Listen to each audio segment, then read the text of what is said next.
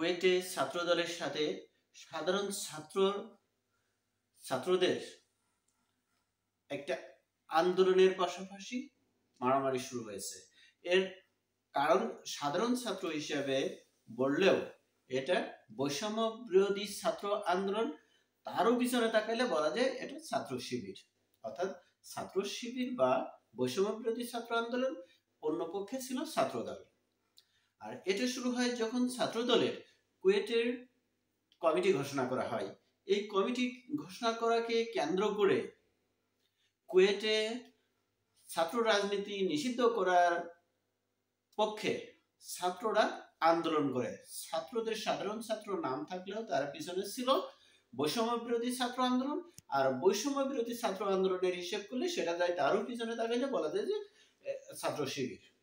এখন কথা হচ্ছে, এই ঘটনাকে কেন্দ্র করে ঢাকা ইউনিভার্সিটি, জাহাঙ্গীরনগর ইউনিভার্সিটি এবং দেশে যতগুলো স্পেশালি যারা সমন্বয়ক আছে, মোটামুটি যারা সেন্ট্রালে আছে, সবাই এই বিষয়ে ছাত্রদের পক্ষে বক্তব্য দিয়েছেন, অর্থাৎ কথা বলেছেন।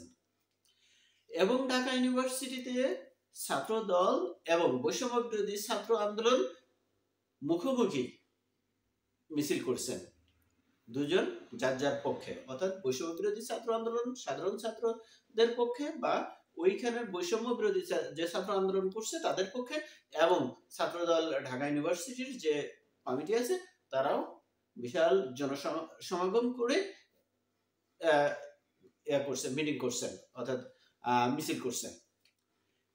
যতটুকু এখন পর্যন্ত শোনা যাচ্ছে, কুয়েটে যে সারা দিনভর যে আন্দোলন হয়েছে সেই আন্দোলনে অন্তত 80 জন আহত হয়ে হসপিটালাইজড হয়েছে, অর্থাৎ আন্দোলনটা 80 জন মেন বিশাল বড় আন্দোলন হয়েছে।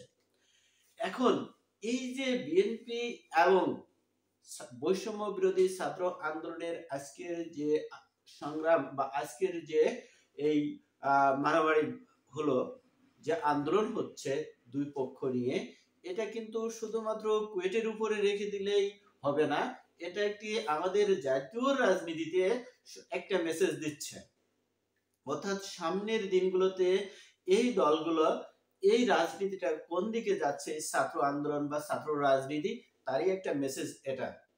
আর এই মেসেজকে কেন্দ্র করে বা এই আন্দোলনকে কেন্দ্র করে সামনের দিনগুলোতে ছাত্রদের বা এই যে ছাত্র বৈষম্য বিরোধী ছাত্র, সাধারণ ছাত্র এবং ছাত্র দল, ছাত্র শিবির সবার মধ্যে যে ঐক্য ছিল, আওয়ামী রাজনীতি বা আওয়ামী লীগকে সরকার থেকে হটানোর যে ঐক্য গঠন করে ঐক্য হয়েছিল, সেই ঐক্যের ভাঙনের এটা প্রথম সুর।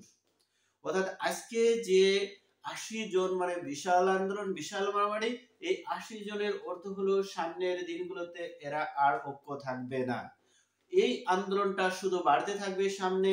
এবং আমি আগেও বলেছি যে এই সরকারের, গত সরকারের পতনের পর আজকে 6 থেকে 7 মাস হয়ে গেছে, 7 মাস চলে গেল। এই 7 মাসে আমাদের দেশে একটা দিন আন্দোলন ছাড়া থাকেনি। অর্থাৎ সামনের দিনগুলোতে আমাদের ঢাকা শহর সহ সারা দেশে আরো একটা আন্দোলনের বীজ বপন করা হলো। এর শেষ কোথায় আমরা কেউ জানি না, কিন্তু যত তাড়াতাড়ি নির্বাচন হবে হয়তোবা এই আন্দোলন কিছুটা হলেও কমে আসবে। আর এই নির্বাচনটা যত পিছিয়ে যাবে এই আন্দোলন, মারামারি, কাটাকাটি, খুনোখুনি তত হবে। অর্থাৎ অতি শীঘ্র নির্বাচন দিয়ে এই আন্দোলন, এই মারামারি, এই কাটাকাটি, আজ এখানে কাল ওখানে, কেউ রাতের বেলা কেউ বেরোতে পারে না, সন্ধ্যার পরে ঢাকা শহরে কেউ বেরোতে পারছে না, যে যেখানে যাচ্ছে সেখান থেকে এই যে কোনো সময় আমরা দেখছি রান্দা নিয়ে 10-12 জন লোক নিয়ে যারা পাচ্ছে তারা কোপাকুপি কাটাকাটি করছে।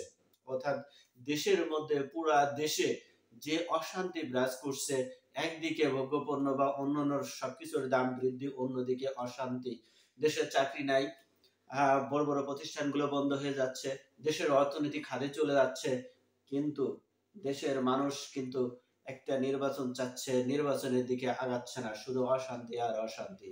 সুতরাং আমরা যদি আবার শান্তিতে ফিরতে চাই, আমরা যদি সাধারণ জীবন চাই, স্বাভাবিক জীবন চাই, তাহলে অতি সত্বর একটি নির্বাচন দিয়ে এই অশান্তির হাত থেকে, এই ফ্যাসিস্ট ইউনূসের হাত থেকে আমাদের দেশকে রক্ষা করতে হবে।